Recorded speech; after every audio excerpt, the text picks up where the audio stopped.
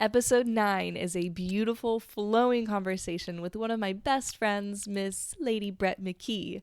She's a crystal vendor under the name Lady B, Earthy E. And of course, we talk about crystals and what they bring to Brett's life and how to cleanse your crystals and whatnot. But we go over so much more than that.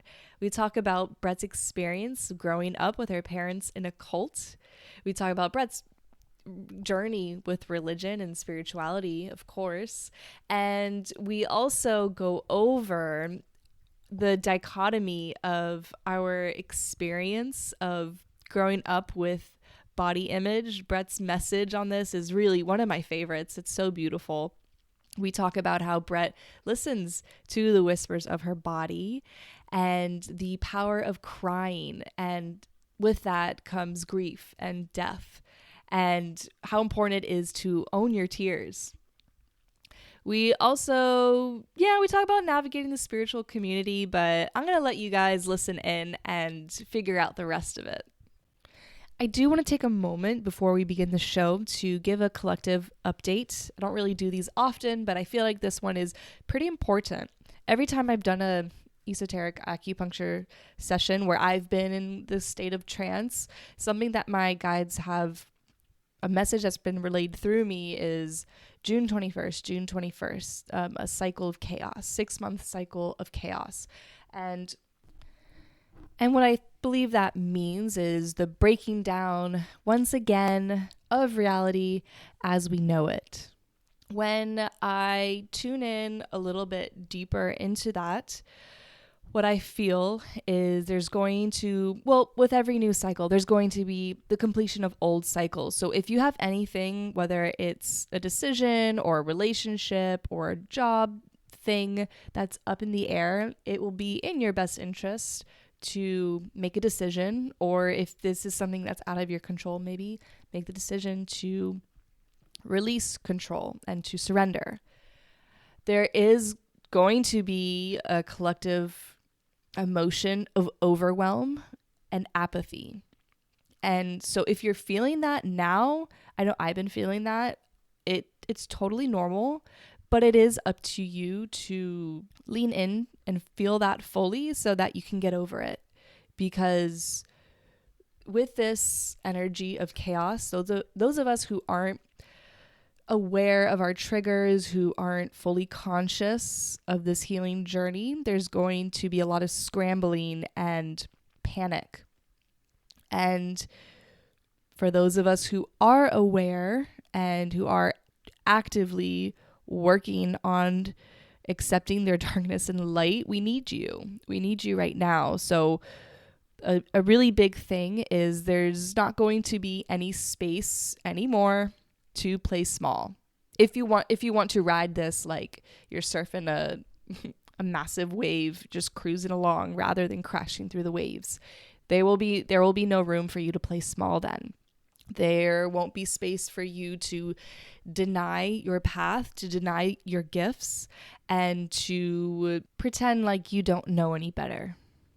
And the good news with that is there is going to be this energy of sort of enhancing and unlocking doors to spiritual and psychic gifts. So if you're someone who has a meditation practice or who's working on developing these gifts, this is a time for you to really hone in and tune in and to see what comes to you. There is a lot more I could say about this, but I think it's time to get into the episode. But if you do enjoy these collective updates, or if you feel like you need some support during this time, reach out to me, let me know. Maybe I'll spend more time tuning in before each episode to see what the collective needs to hear. And just know that you're not alone. We're all in this. Oh God, I was going to say we're all in this together, but I don't think I can hear that phrase again. But we're here for each other. We're not meant to do this alone. And because I don't mention it in the episode, if you want to work with me, you can find my services at schoolofwhispers.com. My social media will also be in the show notes. You can reach out to me through there. And Brett's social medias and her crystal shop on Etsy will also be in the show notes. All right, we're done with announcements. Time for you to enjoy. You're listening to the School of Whispers podcast. I'm your host, Stephanie, and this is my space to get real, open, and weird about my life experiences as a psychic, medium, energy healer, and student of Chinese medicine. On the show, I'll be sharing my healing journey and the concepts I've learned along the way, and I'll be having guests on talking about the same sort of thing. I am so happy you're here, and I hope this show leaves you feeling inspired and empowered to learn how to listen to the whispers of your own body and spirit. Let's get into the show.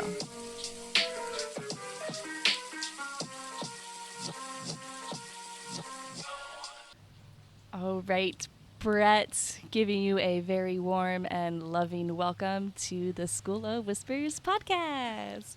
Yay! I'm so happy to be here, and I'm so happy and proud of you for doing this. And yeah, we're doing it. We're here. You're my first guest with titties and a vagina. I love that title. I'm here for it. So there's so many things to cover, and I'm going to take a moment to kind of like figure out where is it that I want to begin with you. Well, I mean, we've known each other since freshman year of college, and wow, we are very different people, and you are somebody who I have watched grow so much. You are an entirely different person. Yeah. And I want to talk about that journey. You also have a business. You have an LLC I do. Of crystals. I definitely want to talk about that role in your healing. And also, we want to dive in a little bit into your childhood, because from what your mom told me, you were a weird little kid. Still am. So, with that being said, if you want, take a moment and see like how you want to let this lead the way, where you want to begin. If you want to begin with who you are now, and then go backwards. Yeah. I'll actually start with who I was when we first met. So yeah, we became friends in college, and college is obviously a big change in pace in general in life. It's a really interesting phase. It was an interesting phase for me, and I'm really grateful that we met then, and I'm grateful that we still know each other now. And yeah, college for me, I think who I was back then, really, it was like I thought I knew who I was, and I had to prove that who I was who I said I was, or what I showed. So I numbed a lot with alcohol mostly, and not to say that I mean I still enjoy alcohol, I still enjoy cocktails, but it's not at all at the rate that it was when we first met, and with the intention behind it is entirely different. Yes, exactly, and intention's huge, and that's something that I touch on with my crystals too. But I've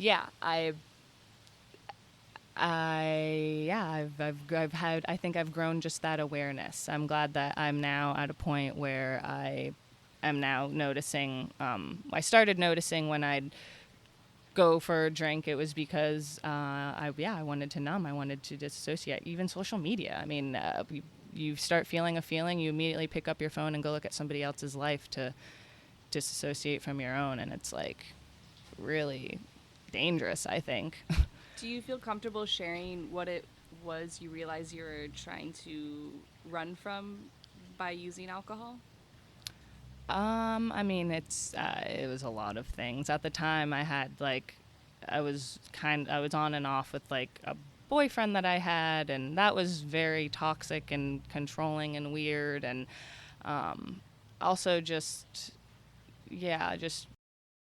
relationships in my life were not as true and raw as I'd like them to be, because I never dug deeper in myself. Like, you can only meet people as far as you've met yourself. So a lot of my relationships were very surface level, and as I come to understand more of myself, I cannot be my best self operating at that kind of level. I wanted to understand other people's souls rather than just what is on the surface level of this human experience.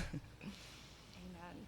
And can you share a little bit of what helped you? Because, I mean, I know this isn't how it works, but what it felt like for me with us, it was like, okay, so we were close, we partied a lot together, and then we kind of drifted a bit, and then we got close again, then we drifted, and then it seemed like overnight you were just somebody different.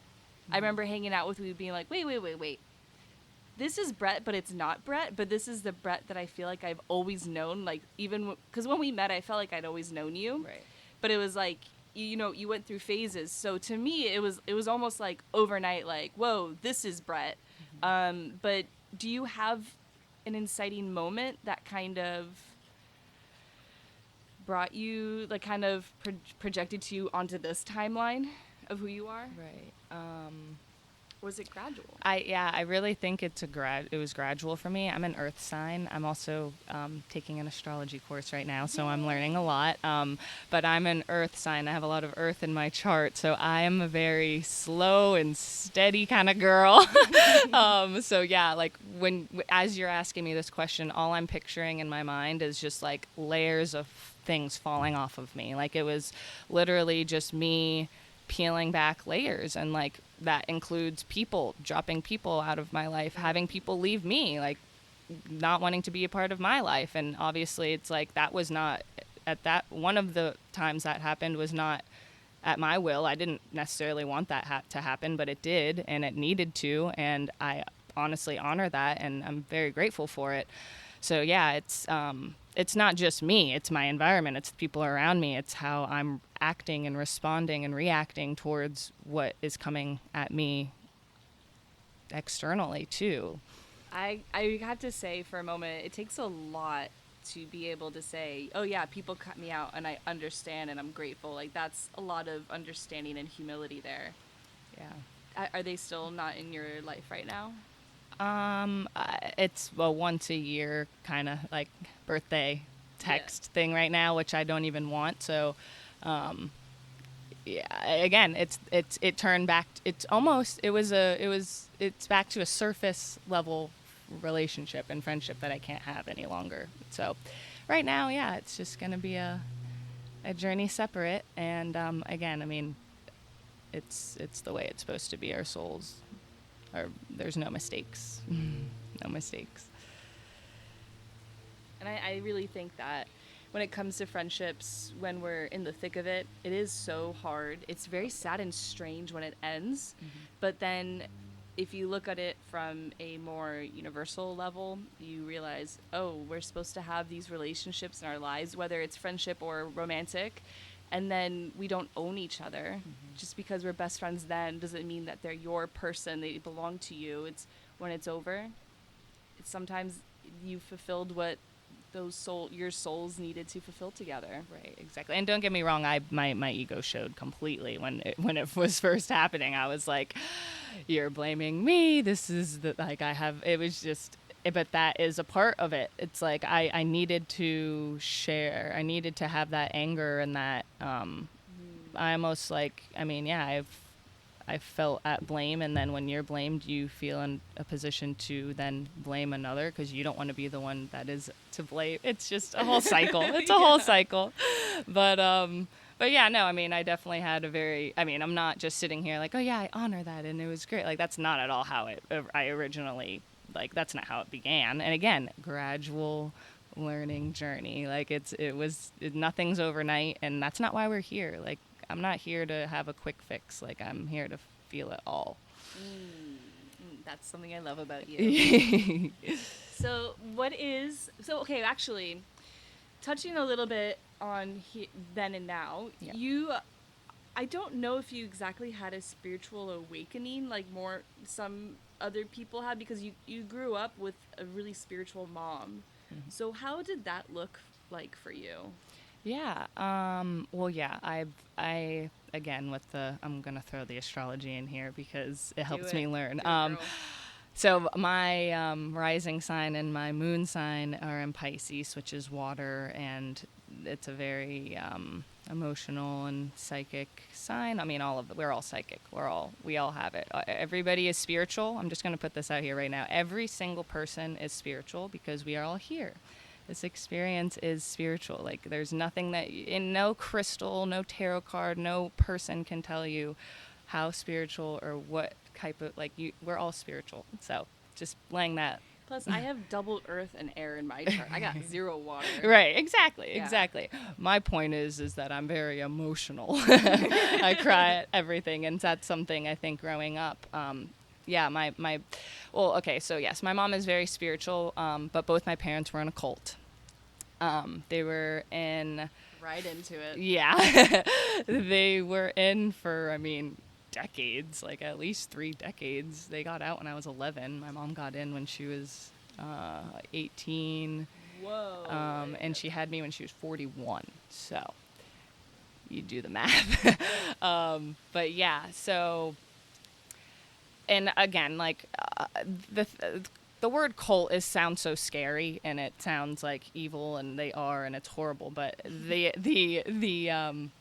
what drew them in to the cult was the principle of and it was very appealing. It's helping humankind and being the best that you can be, and then of course I'm sure there's promises of answers that are completely and will always be unanswered. But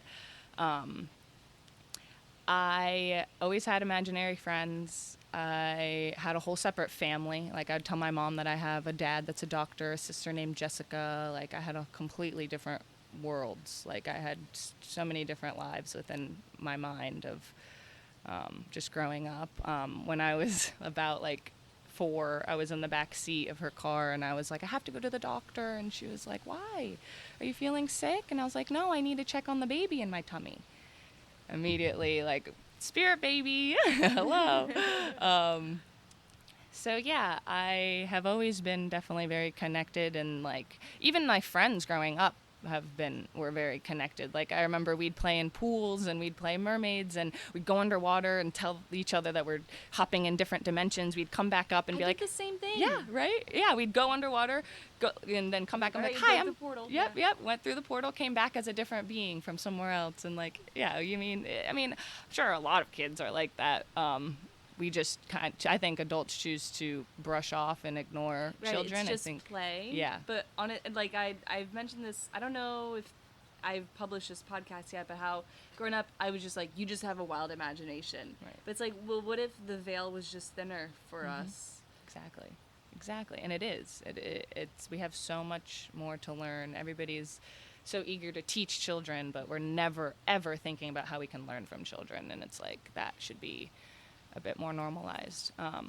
But yeah, again, children are closer to the afterlife. They just came from wherever we come from, so it's in general. But yeah, my parents were definitely spiritual. Due to the cult, they are told that children are just as adults. We're just all human. We all are equal. I guess not equal. I shouldn't say equal, but we're all just beings. So I had a lot of freedom growing up. I didn't have punishments. I really never got I felt very free. So with that, I just explored. So I'd leave the house, go around the neighborhood. The neighborhood had a ton of kids and friends, but I would just knock on random people's doors and just be like, hi, do you have a child? Do you have a kid I could play? I would literally ask parents if they had Was this a cult neighborhood? No. This was just this was just a neighborhood in Lake Worth.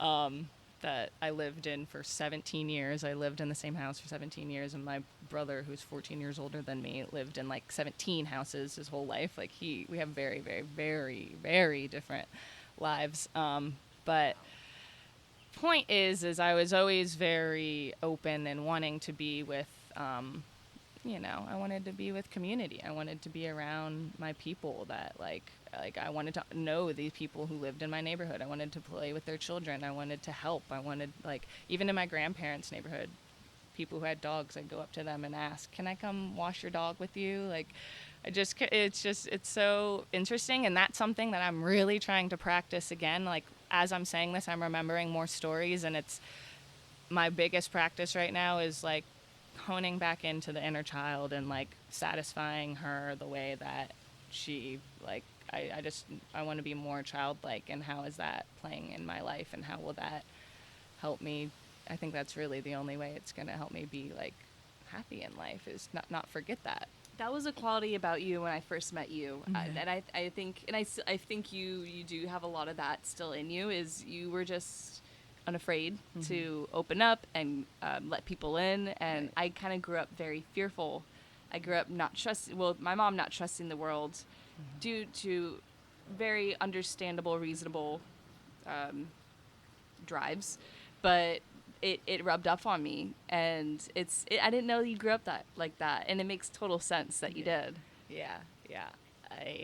Yeah, it makes me happy. It's really cool to think about it, because in the moment, it's just something that you do. And now that I'm older and I see who I was as that child, it's like, oh, like you always gotta bring her back, him or her. Did Was there anything about growing up in the cult that you felt was not very valuable to your youth, your growing up? I think the biggest thing was just the time it took away from like my parents being like not around as often. Like my dad, not so much. I mean, both of them traveled a lot for it. They'd take courses. They'd go down to Miami and take courses. From Miami to West Palm, that's about like an hour drive. But yeah, so I spent a lot of time with my grandparents. So, and that's the thing, like, I don't really have anything negative to say about them being in it. It's just, I truly believe that everything that we go through is what our soul has chose to come down here to experience. And it's like, there is trauma, of course, and there's a lot of stuff that I don't even know what my parents have gone through. But When it came to leaving? no, when it came to just being in it, I mean, there's just stuff that I don't even think is able to be even talked about. Like there's like a deep, dark. The cult they were in was Scientology. If anybody is wondering and wanting to know and wanting to research, but yeah, so in turn, yeah, the biggest thing is just not having. I just wish, like every Tuesday, I love Tuesdays, because Tuesday was the night my mom didn't go to the mission, which is what they call their churches, or they have missions, organizations, whatever. I'm not going to talk too much because I don't want this to be flagged or anything, but yeah. But yeah, just the time. And but in turn, with that missing time of my parents, I got to have like a lot of time with my grandparents, and I'm so grateful for that. Like I have such great memories with my grandparents on my father's side. On my mother's side, my granny passed when I was pretty young, around like 6 or 7, I think, and I never met my grandfather on my mother's side. So it was really, now that I reflect and see that experience that I had with them, I'm very grateful I got to have both my grandparents in such a large part of my life for so long. And they're still with me, so they're all past, but they're still here. Were in terms of the religion of the cult, did they impose it on you, or did they allow you to sort of make your own? So you're kind of like, you kind of have to have like your whole family do it. Like you can't like associate with other people like out of it and whatever. But they never really pushed it on me. They always asked. Would you like to do a course? Do you want me to sign you up for a course? And I said, yeah, because I was there. I was going to Miami with them. And while they were doing, mostly my mom, I don't really have that many memories with my dad doing courses in Miami specifically. But my dad went higher than my mother. Like there's a bridge, and my dad actually completed before my mom, I believe. But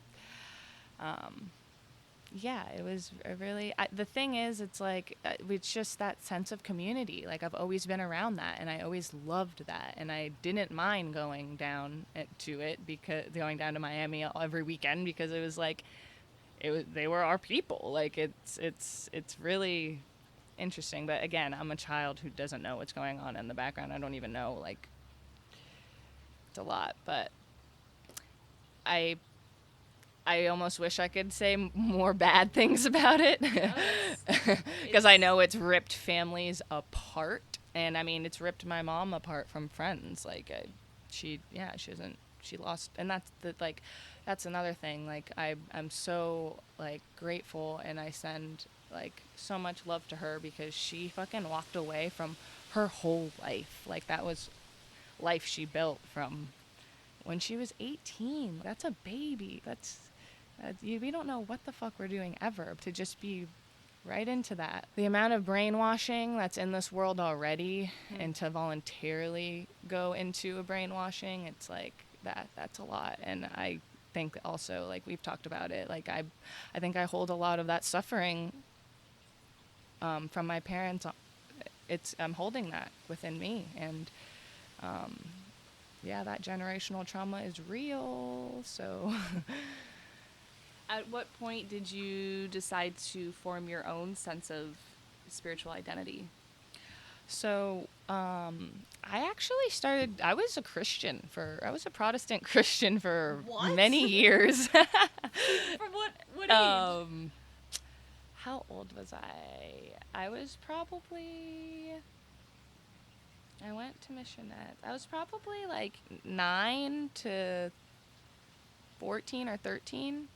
8 or 9 to 14. I stopped when I went to high school because I wanted to start drinking, and I couldn't drink if I went to the church. So I was like, I'm just going to not go altogether. I didn't want to be fake at church and then be getting drunk on the weekends. Well, I mean, at least you were being consistent.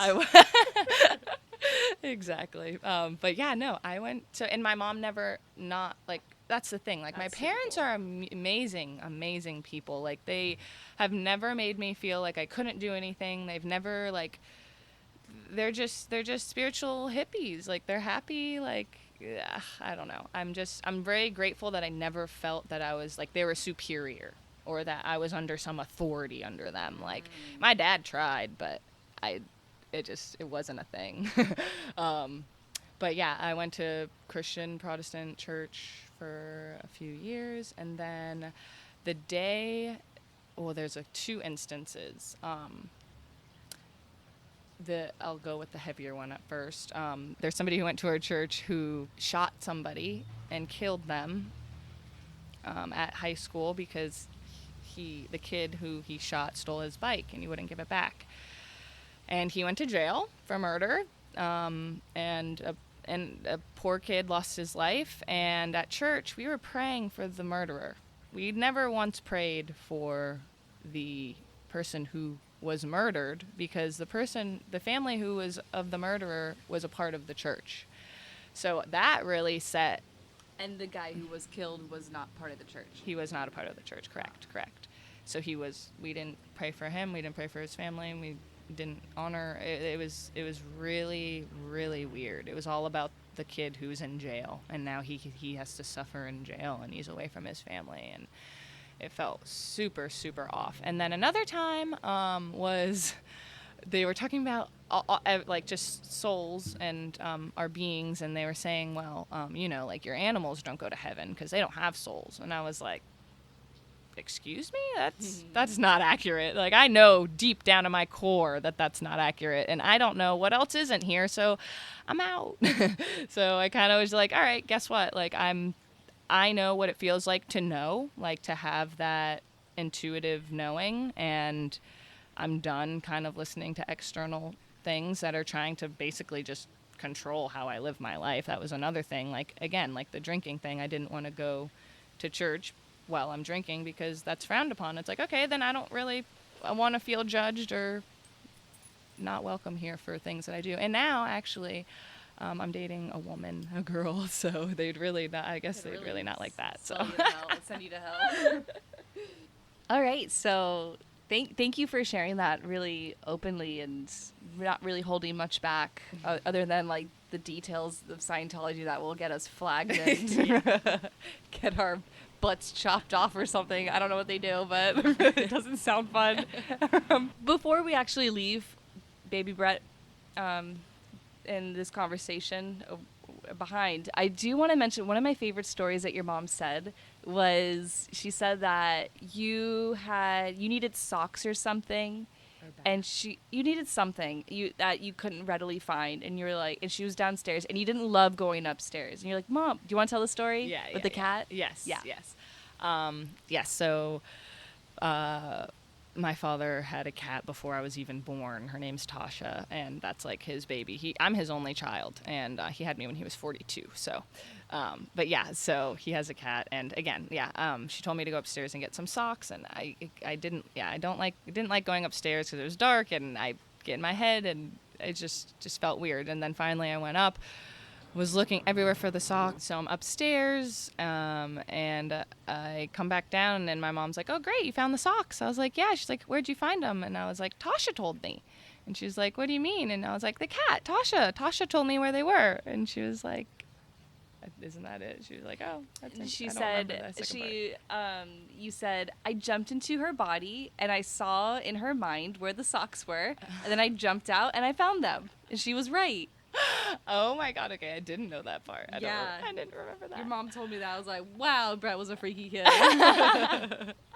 Oh my God, that's awesome. Oh my gosh, yeah. Okay, then I guess I didn't remember that story. I do remember being like, Tasha told me, like, but I didn't know that I had hopped it. That's awesome. Oh my God.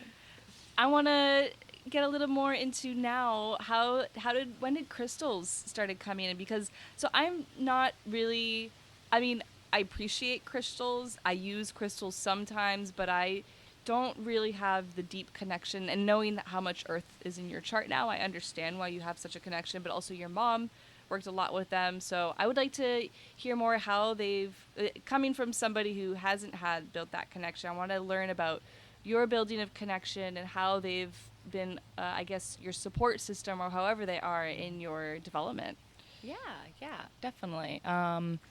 Well, I just call them tools. I call pretty much everything tools because, yeah, everything that you want to get to, any point that you want to get to, in just development in life or spiritual development it's you already got it. So, but I use these crystals as reminders to have that intention. Like I will carry a rose quartz if I want to remember to like love on my girl more. I carry a black tourmaline when I think I need some protection and I remember to, keep my guard up, or they're just little reminders, but they're also actually very, very real. I mean, they're energy, and they're actually older than us, so they're housing a lot of it. And it's been really interesting. I also took a sound healing course where I was learning about vibration and frequency, and that helped really understand more about just like the unseen world. And that's pretty much like what I've practiced with crystals. I mean, it's an unseen world. It's kind of, you have to have your own experience to really understand. It's not really anything I can tell anybody, because sometimes things that we experience are like human brain we don't even have words for it. We can't even, there's things beyond the mind that we have right now, like it's pretty magical. It's literal pure magic. But yeah, I usually hold them when I'm meditating with them. I put them in my purse. I don't wear bras, so don't wear them in my bra. But yeah, you're more than welcome to. Yeah. But I do have them on my purse, and I wear them in my rings and things like that. The way that I became drawn to them, I mean, I've always loved. I like material things. I am a Taurus, and I like just the good stuff, luxurious things. And I used to actually suppress that, and just I'd get in my own head and be like, well, people don't have certain things that you don't. You shouldn't have these things, and that's a state of lack. And I just have come to realize to not live. And I know that you have gone through that, where you were living in I'm sick world, and you chose to fucking step away from that. So we're all learning, and again, so proud for you to get to that point, because yeah, that's a journey in itself. But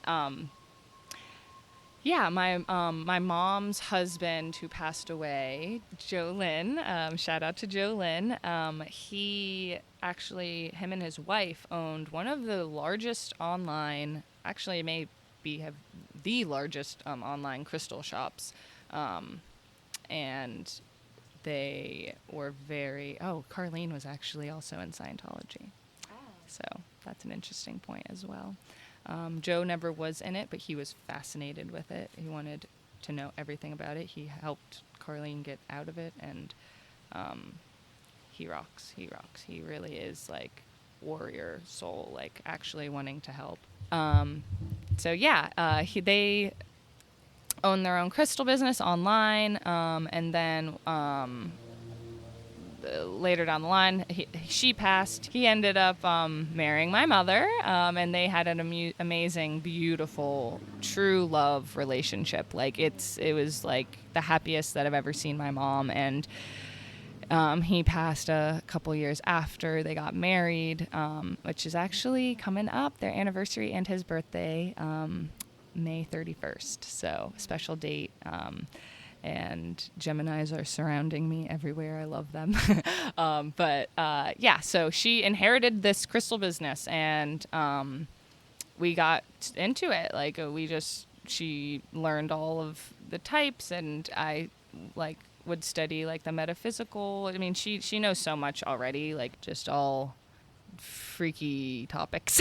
Not freaky, but but yeah, so then I just started my own practice with them. She gave me a blue calcite, like a big hunk of it, and I love it. I love it. It feels so good, and they're just beautiful decor too. They're like plants. Like I literally talk to them like I talk to my plant every single day. When I water my plants, I talk to them because you should, and you should encourage them to grow and to be happy. But yeah, I talk to the crystals too. I let them know when I'm angry, and I let them know when I'm sad, and they're good reminders. I actually have a really wicked story about I was crystals. gonna ask you for a good story, so give it to me. Okay, so I was doing not what is it that you do? Not qigong, but Qigong, Tai Chi. yeah, Tai Chi. I was going to a Tai Chi class in Delray with my friends, yes. And I was wearing a black tourmaline necklace. It was just like a hunk of it, like just a little vertical slab. And yeah, that was on me. And then went to her house, sat down, waited for her to get ready, got ready, went over to the Tai Chi place, the garden, and we started. And literally, like 5 minutes in, my friend falls to the ground and is like seizing, basically having a seizure, but like not as intensely. It was weird. It was just like a shake. And we're like freaking out. And then she just wakes up and is like, "Hey guys." And we were like, "Are you okay? Like, how are your lungs? Like, what?" Like, she's like, "I thought I was still laying in bed sleeping. I don't even know where I am right now." And we were like, because before we left, she had just rolled out of bed and just hopped into the car. So I see where that distortion came from, but I mean, it was a whole car ride. It was just very, very bizarre. So we left, took her home, got her food. She went to the hospital. Everything's fine. She did a brain scan. Everything was completely fine with her. She just dropped out of nowhere. I go home, and there's a piece of my black tourmaline slab missing. It's literally split in half. And because it was like shorter than what it was. It's a vertical slab, so it was like shorter than what it was. And I sent a picture of it to my friend, and I was like, this either broke when she dropped because there was a dark ass energy, or I don't know what happened. And she was like, "That is so weird. Holy shit, blah, blah, blah." A couple days later, she sends me a picture, and it was the piece that had broken off was right in front of her door. So when I stepped into their house, I had stepped into an energy that was obviously dark. It broke my fucking protection stone. Whoa. Yeah. Because that kind of suggests, I mean, she said she only remembers being in her bed. So, I mean, I don't know. I know making conjectures and assumptions can come off a certain way, but me tuning into that, honestly, what I feel is there, and may very well still be. Did she go to sleep drunk? Do you know? I'm not sure. Okay. Yeah, I don't know where that. But yeah, that sounds like some sort of dark energy Yeah. involvement in her home. Yeah, yeah. I actually told her to talk to you. Yeah, I know. I remember that. Yeah, okay, yeah. Yeah. But yeah, so that was really cool, but also then I think about it, whoa, okay, like I'm not messing with, like, this isn't just like woo woo, like I'm playing with rocks. Like, this shit is energy and it's real, and there's dark and there's light. So use your discernment on who you're going to trust with, from getting where you're getting your crystals, what you're doing with them, where you're putting them, who, like, if you'd like to cleanse them, you can put them out in the sun. Some do not do well in the sun, so Google it before. Smoke is good. My professor, Dr. Adamson, he's really into crystals. Yeah. And actually, yeah, I'm going to take the mic for a second. Yeah. He taught me a way that he said is like pretty foolproof. So, and I'll teach you this, but so if you Google power versus force chart, you'll find a chart that's an omega frequency, and on the bottom it's the vibrational frequency of emotion. So the bottom is like guilt, shame, whatever, and on top is enlightenment, love, all that good stuff. So he's taught us in our qigong class to hover our hand over the crystal and then use our finger and scan the chart with our finger. When you feel, and like you mentioned earlier, you know, a lot of this energy stuff, our brain's just trying to make sense of it. So for some people, I know with Casey, it's heat. For me, it's just like a buzzing, like vibration. So some people feel heat. Some people feel a little whirl around their finger. Then you stop, and it shows you the vibrational frequency that lands on. Remember, I texted you about that one crystal that was on the vibration of anger, and then you just grab it, and on both sides you do a really big blow, kind of like how shamans clear things, and then do the other side, a really big blow, and then if you hover your hand over it and go over the chart, every time it neutralizes it. Beautiful. Yeah. That's probably most effective, to just do some energy work on it. That's awesome. Yeah, I actually have never heard of that. I heard of, like, people put them in salt, and there's hundreds of there's so many different cultures of different ways to do certain things too, which is something that I think I think it's really important to honor our ancestors and understand where we come from, and understand also that some practices that people are doing are like kind of making ancestral, beautiful, cultural things a trend, and I think that that's very disrespectful. I think it's not right, and I think that we need to educate ourselves and take the responsibility and accountability to like hone in on your own culture. Don't steal from others. And that's something that I've always felt like, even the beginning of starting the crystal stuff, I was like, ugh, I'm gonna be another white girl just trying to sell crystals. But it's like, since I have that awareness, I've done a lot of digging in just like my own culture, you know. I'm What is your culture? I'm German and Scottish and Irish and very European, very white. But yeah, everybody's on taken land, so but yeah, I'm just trying to tap into that, and I think that would everybody will benefit from that. And there's a woman that actually you shared recently that talked about saying namaste after like the culture appropriation stuff. It is something to be aware of, and it's not something to get overly furious about at other people when they do it, because they don't know any better. So that's another thing. It's like you can't be offended and angry at everybody who's doing things that you may not like, because they may not even know what they're doing or what. I mean, and again, right and wrong is so human of us. It is. I think that it's okay to learn and partake in traditions from other cultures. I don't know how I feel about people like completely taking on that identity fully without really.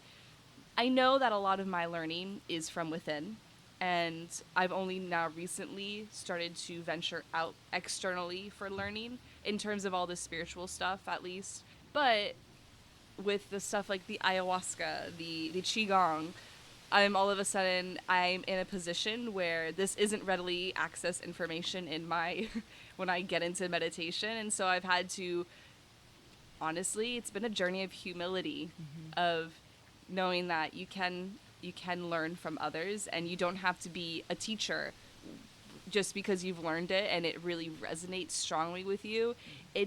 I know that this is something that I've been working on. I don't have to be a fucking teacher on it. I don't have to be an authority on it. I can share my passion because I know I'm passionate about it, but it's like it's like I think we all want to climb up this hierarchy to feel important and worthy to be a part of something. It's like, okay, we've had millions of lifetimes, or maybe thousands of lifetimes. I don't know if millions is really. So we have been different. I have been German, full on German. I have been full on South Central American. I have been Middle Eastern, like in past lives. So all these cultures, it's not that they belong only to their people. They belong to the human race to learn and to partake in. But again, like what you're saying, just be respectful. Right. Don't try to be the end all be all. Right, exactly. And I'm really glad you brought up the teacher part of it, because I mean, with my parents being in a cult, I've had such a hard time just being in that space where somebody is telling me what I should do and how I should do things and how it's supposed to look. And it's like the should and supposed and the stories and the narrative. I'm just going to do me. Can't there just be nothing to fix? Like what you and George were saying. What if it was just, this is what it's supposed to be? It is supposed to, because it is. The best way to know that the way that you're on the right journey is because it's what's happening right now. It's really interesting. But then you also have the willpower to take that and change and go do a different thing. We're so powerful, and it makes me sad that we are indoctrinated, maybe is the right word, into like a slave, a slave society. But just know that the freedom is there, and nothing will never be done if risks are not taken. And here we are. Taking a risk, allowing everyone to listen and possibly judge. And like that, actually, I had a little bit of an epiphany during Qigong this morning. It was a voice coming in and saying, do you know it's way more important than getting a good night's sleep? Do you know it's way more important than having a nourishing meal? You know it's way more important than what others think of you? You know it's way more important than what you've said in the past? What's way more important than all of that is how you are experiencing your reality right now. Mm-hmm. Everything else you can throw away. Mm-hmm. And you probably should throw away, because it's going to distract you from this present moment. And why? Because there's magic in literally what you see in front of you is not really what's actually there. There's so much more. And again, School of Whispers. If you can tune in to the subtleties of what's actually happening in front of you, you will be mind blown by this reality, by this present moment. Actually, speaking of that, it's time for me to ask the classic question. Can you share, I mean, you have shared a lot of whispers, but can you share a few more whispers that have really been a huge part of you growing as a spiritual person, or as Brett Mckee in this lifetime? You take it and run with it. Yeah. Something that helps me, the biggest thing that this whole journey, the spiritual journey that I've gone on, is I read a lot of things and I dive deep into them. So I get in my head a lot, and that's a really dangerous place to be sometimes. And so I've really practiced getting into my body. And I used to dance growing up, and I let that go when I was like 12 or 13. And I don't regret it, but I wish I just stayed with it.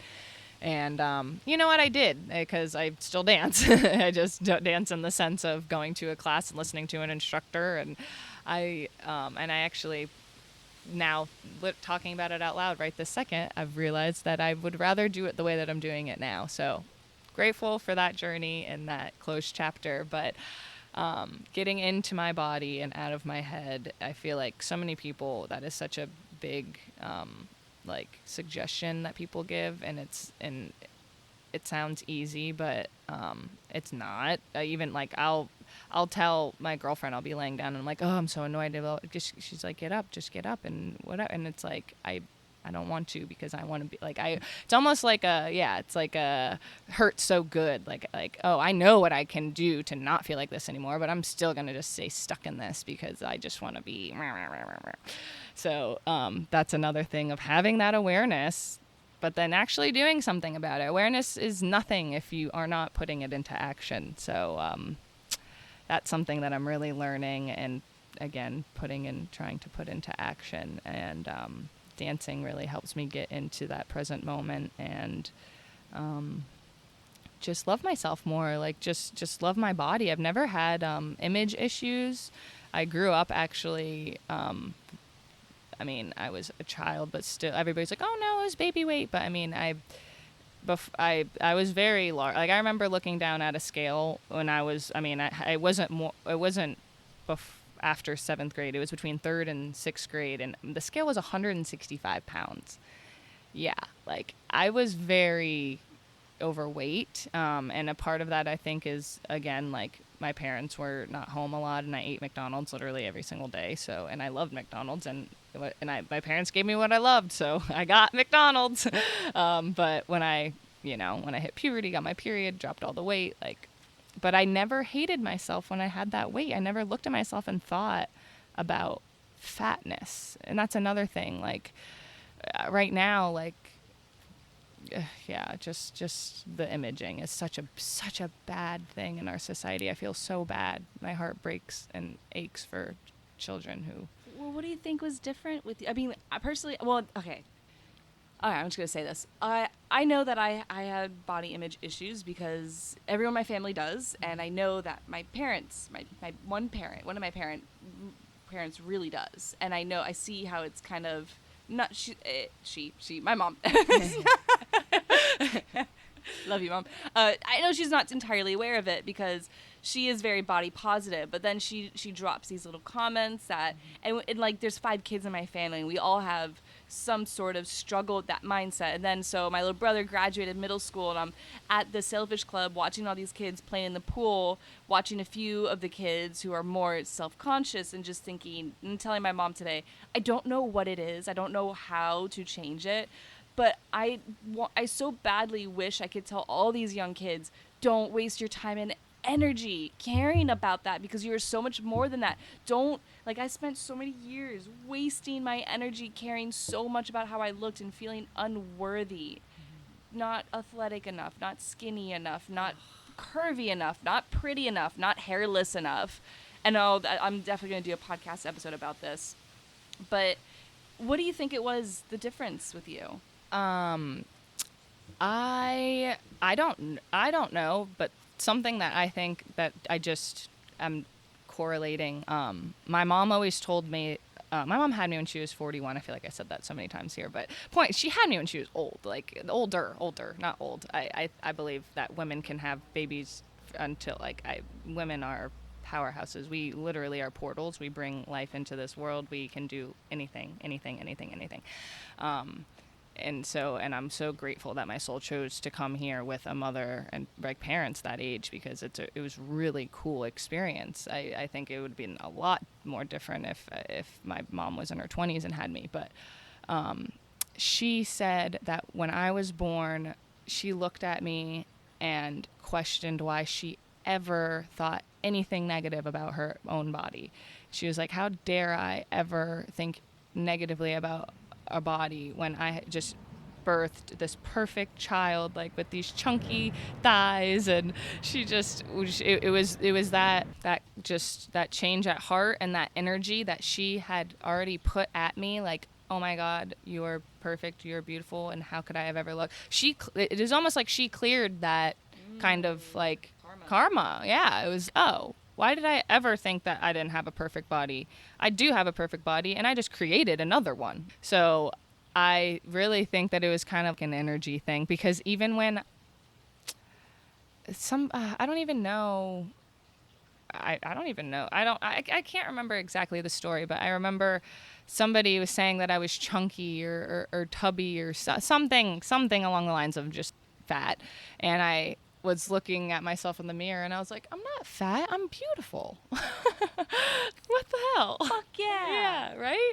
And like as a child to just come back and be like, what are you talking about? Don't come at me with that projection. First of all, that's a complete projection. Like don't it's very, yeah. So again, tapping into that baby Brett, gotta tap into the inner child, because I had so much confidence and I had so much just joy in me. It was really, I mean, I still do, but as you grow older, the traumas start coming. But yeah, and I've always definitely felt like I've always like been here, or I've always been around, because when I first found out what death was, I was like, are you sure? I didn't think that sounded right. Like it didn't seem like the right story. Like I think I was like 5 or 6. My mom's best friend, Ricky, R.I.P. Ricky. I love you, Ricky. He killed himself, and I remember my mom telling me that he is gone. She didn't tell me he killed himself at that age. I found out later on that he had killed himself, but she said that Ricky's gone and that he died. Or she said Ricky's gone, and I said, what do you mean? He's gonna be back. Classic. He'll be back, right? And she was like, no, like he died. People die. And I was like, it just didn't make any sense to me. So now, knowing what I know now, it makes sense that it didn't make sense to me, because we are infinite beings. We are a part of just this beautiful oneness of creation, and it's really, really, really magical to be here. And with death, it really is just a return. I mean, that's what, actually Ricky came in when I did your mom's reading. Really? Yeah, I met Ricky. Yay! Yeah, and I mean, with all the mediumship that I've been doing over the past year and a half, there really is what we feel, the separation we feel, which is totally valid, because I mean, we exist in the third dimension, but like what happens is when we leave our body is we just become a part of all the dimensions, and it's like there's no separation. I remember somebody's late brother, who I did a reading for her because her brother had recently passed, and he said, stop worrying about me, because there's the big pain maker is disconnect, and there's none of that here. So it's really just completely rewired.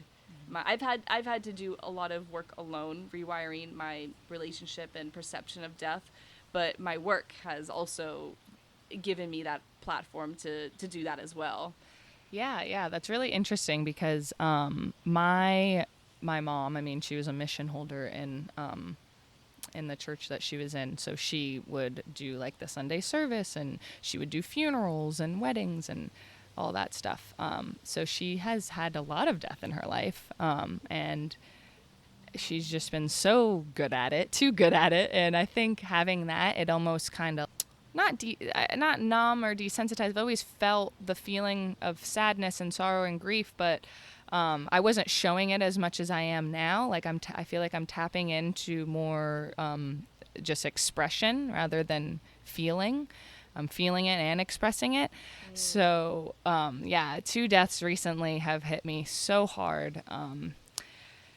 And it's just been really interesting the way that, I've just been reacting. Like, it's just like even my best friend, Rachel, she's like, I've now really noticed how sensitive and compassionate you are to other people's lives. And I'm like, I'm just showing it more. Like, I've always felt like this, but you just are now seeing it. And then that again is a really big eye opener, because it's like, wow, how else can I become more of who I am inside to show other people? I know that there's a whole world inside me that's like waiting to come out. really, really cool and exciting. And there's nothing to wait for, but it's not necessarily waiting. It's an evolution. It's a process, and it's peeling back those layers gradually. But yeah, it's just mostly crying and letting it out, but then also coming back and grounding and knowing that it's not really a loss, it's a gain of an angel and an ancestor and a guide. And I feel it so deeply. Let it through. I feel it so deeply with somebody who recently died, Medic.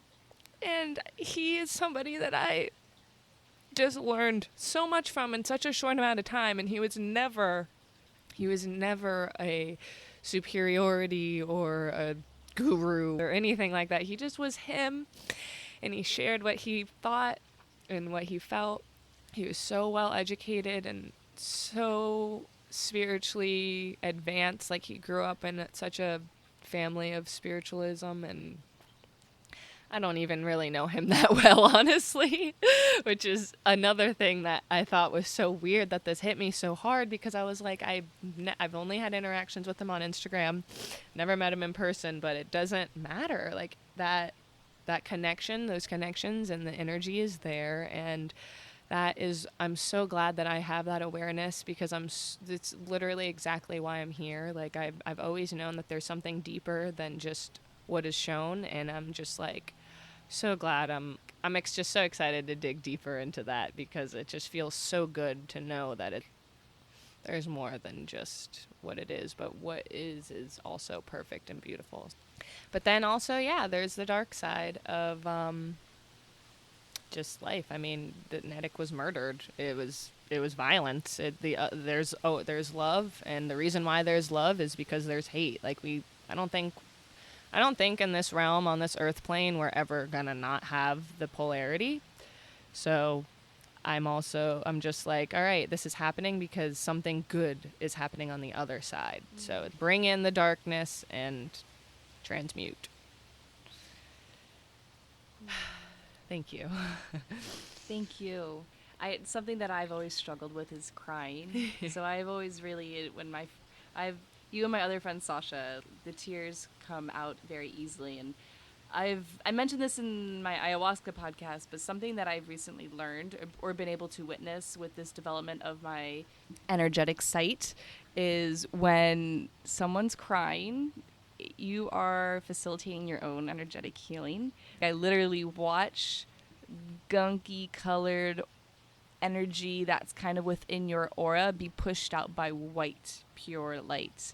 So thank you for it is so interesting how some deaths just affect us so much more. Yeah. I think, again, I think it's on a deeper level of doesn't matter how long you've known them, doesn't matter if they're part of your family, doesn't matter if you've dated them. If your souls are from the same place, you feel that shit, you know? So, yeah, it's a beautiful thing, and I'm glad I cry more, because I remember actually something with crying. So if anybody is afraid to cry, like, or it feels weird, just keep doing it, because when I was younger, I lost my front tooth, and there was blood everywhere. I was freaking out. I was crying, and my grandparents, I was maybe 7 years old. They knew me for 7 years, and they were like, "You cry? I didn't know you cried. Like, you always have a smile on your face. You can't be crying." And I think I know I'm housing that trauma from, like, being like, "Oh, am I not supposed to cry? Like, can I not cry?" So now I'm like, waterworks everywhere, and that was the suppressed tears from when I got a reaction of, "Oh, you're crying? Like, you shouldn't be crying. Like, we know you as the happy kid." So that's something that something to explore, and yeah, if it feels weird or it feels off, there may be a reason that somebody else told you that that's not the way it's supposed to be, but that's not true. In Chinese medicine, we talk a lot about how we are supposed to feel the full spectrum of all emotions. Expression is completely natural. It's the repression that causes pathology. But you know what? it's also supposed to happen that way because I wouldn't have the work that I'm doing now if we didn't all know how to properly express emotions and traumas. We'll get there one day, and it'll be fucking, the human race will be unstoppably magical and loving and I can't wait to return for that one. But for now, it's an evolution. It is. What is something that feels really, if you could give your current state of, because it's funny, right before you said the evolution, I was thinking the evolution of Brett Mckee. So if you could give your current state of evolution a sort of a name, phrase, sentence, whatever, what do you think you could give it? The mystical move. Give us a little more there. Well, I just like alliteration, and that is the first thing that popped into my mind. But I feel like I have had many lifetimes here where I've followed the rules and I've done the right thing by the book, or the right quote unquote thing. And I've followed society and I've done my duty, and I've, just the rule follower. And I feel like I need to tap into not so much the rebel or warrior, although I love that vibe and I love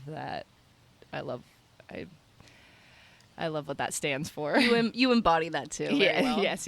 Thank you. But I think why I'm here now is to literally, like what Steph's doing, like the unseen world. Like there is so much that we don't know, and so much that, I mean, talking here right now, like so much that even Stephanie didn't know about me. So I think that there's just a lot that we all have to share. And I think it's important that we share. And I think it's also important to, again, use your discernment and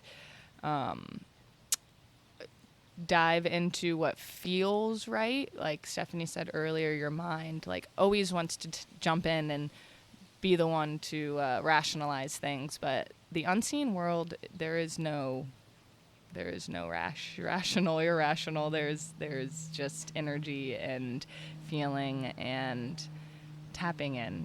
We're so much more powerful than what we're given credit for. So I want to help others tap into that themselves. And if if you told me this, like even in college, I've always been pretty open-minded, but just the mind I have now has expanded so much, and I'm sure it'll change. I mean, there's no name for this journey. There's no like synopsis. There's no summary. There's no prequel. It's just crazy. It's so wild. All right, to tie this interview up, I have two final questions. First one, because food therapy is my jam, I want to know, what is a food that you have found incredibly healing for you on your journey? So I guess like when I first started this journey, I was all about like eating your vegetables, and I was never vegan. I was vegetarian, but I completely disagree with that now. And again, this journey unfolding, like as you're like experiencing yourself and learning more about yourself, don't be afraid to let go of things that you have once held on to, because I at least grew up in a time where it was like, oh, you said you like this, but now you don't, you're fake. And it's like, no, I'm not fake. I'm learning, like I'm becoming more of who I actually want to be. So that is again a trauma of I used to be afraid to change my mind because I didn't want people to think that I wasn't true to my word or I was fake or whatever. So just something that, I don't be afraid to change your mind, because that is, again, even in society now, everybody is like, ugh, it's just, so point are my meal. Experimenting as a vegetarian, I explored a lot of, veggie dishes, and now I love my meat. Even growing up, I love steak. I would eat steak and ketchup. and my parents. Me too. Yeah, my parents were not embarrassed, but everybody just thought it was so weird. But They're weird. Yeah, it's very weird. Ketchup and eggs, ketchup and mashed potatoes. Yeah, give me all the ketchup. Ketchup, I love ketchup, and I love Tic Tacs growing up. Not together, but loved them. But Together's not really a no, vibe. no. But now I really enjoy just the classic potato, asparagus or broccoli, and steak. Like a good home meal. Like my mom when she would cook, she'd make me pork chops, mashed potatoes, and a vegetable, or steak, mashed potatoes. I always had mashed potatoes, vegetable, and a meat, and it was just makes me home style. But on something that has improved me in my energy and mineral taking is Shilajit. That is a fulvic acid from the Himalayan mountains. It's a resin that is a natural occurring mineral, and you put it in water, and it remineralizes you. Cool. Yeah, because I mean, and again, with plain water, I think there's definitely better ways to hydrate. So to have a mineral in your water, or salt, or baking soda. I didn't know. Yeah. Because when we're sweating, we're not just sweating water, we're sweating out a ton of shit. Yeah, sodium and minerals, and so to replenish yourself with those minerals and not just water is definitely beneficial. Yeah, I've kind of been thinking a lot lately about, okay, like tap water is crap water. The stuff that's in our pipes is appalling. But also sometimes our water's filtered way too much and there's nothing re-added to it. So something that Mana has done is he adds Celtic salt, and that he's got me on that game of adding that's what I do salt. too. Yeah, I love it. Yep. And then we have been talking about so much darkness, but still, I'm still going to ask, what is a darkness that you are currently moving through or recently overcome? But I think falling into old patterns. I'm trying so hard to like separate myself, where I'm watching me react and respond to certain things and being like, nope, that's not you, that's a pattern, get rid of that, stop that now. Because I would used to do that, and then I'd still stay in the pattern and be like, no, fuck off, I'm doing, this is who I am, this is how it's going to happen. But I'm really learning to listen to, I guess, my higher self, which I higher self, when I would listen to podcasts and people would say that, I would be confused, because I don't really like a lot of like the quote unquote spiritual terms, because again, everything is a spiritual experience, but higher self, just the best self that you could be, like your best version of you, the version that makes you and everyone around you happiest.